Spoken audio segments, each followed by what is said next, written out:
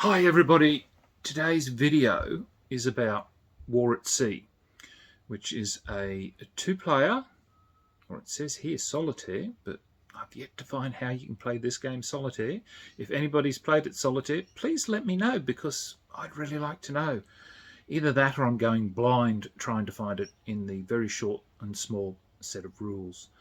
So this was produced by Jedko Games. Now, I'm not sure if this was done under license, because the later edition that I've set of rules that I found from, I think, Board Game Geek has it as the Avalon Hill. So, yes, make your minds up yourself, I suppose. So look, here we go. This is War at Sea. Well, here we have the War at Sea, which my edition here was printed by Jedko Adult Games, which I just looked at and didn't. I must go have a look at my other Jedko games and see if they've got that moniker. But it's a war game for two players or solitaire, which is interesting because here we have, I'm just going to wander over here, this is the rules. The rules is basically this. It's really, really simple. You can't get much better than it. And then with the edition that I had, they actually gave some rule clarifications. That was obviously needed and came with this set of the rules, so I'm quite pleased. Everything really just revolves around these counters.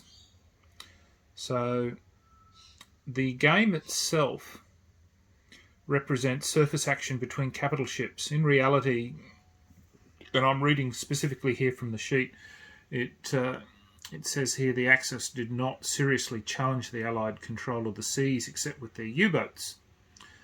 So yeah, it's very, yeah, it's an interesting, it's a good game. I'm still trying to work out where the solitaire rules are, because I cannot find them in here, nor can I seem to find them in the this version here that I've got. This is a download from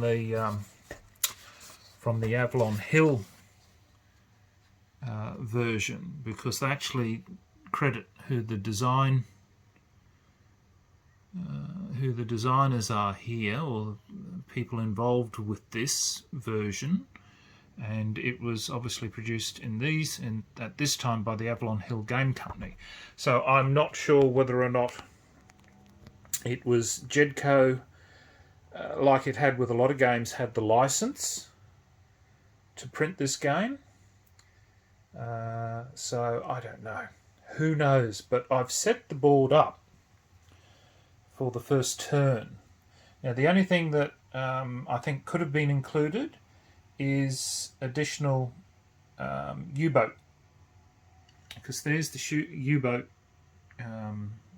chits, and there really needed to be another 7 so that you could have them sitting on your game track, because there's no real indication, you know, that you will lose sufficient U-boats to be able to meet, I guess, the last few turns worth of U-boat production. So I guess it's probably a game where the U-boats are meant to be expendable. It's been a long time. So the game works on the ability to control sea, or what's the POC? And POC stands for, once I find it, yeah, good question. There we go, points of control. So the points of control here would be that if the Axis control it, it's 3, Allies 1. So Axis, it's important obviously to control the South Atlantic. The same with the North Atlantic and the North Sea and things like that. That's where your points are going to be.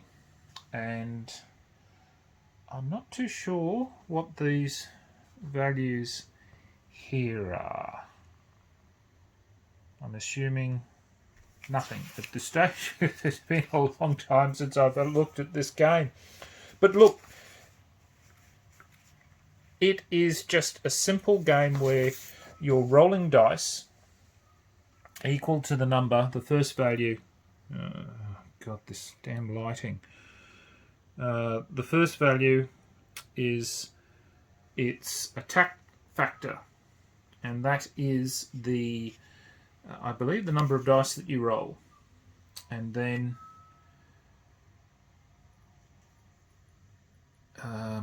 for surface combat,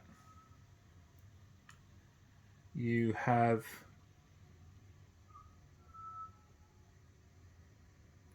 you add the values up, that's right, and the values between the players determines the amount of damage that's allocated to a ship. So ships can be damaged, and there are damage counters, as you can see.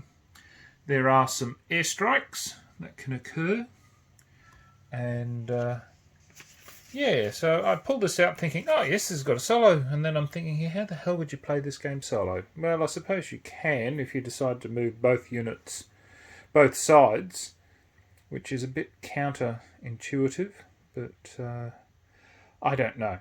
Look, if you've played War at Sea, you probably have to be an old bugger like me, because as I said, this was printed in 1975, and these other rules that I've got, they came off Board Game Geek, so I'm not too sure what era they would be from. But it's a simple game. It only lasts for 8 turns, so you're not constantly going on and on and on. And yeah, it's just another one of the games that sits on my dusted game shelf. So thank you everybody for watching this video, and till next time, the Honourable John.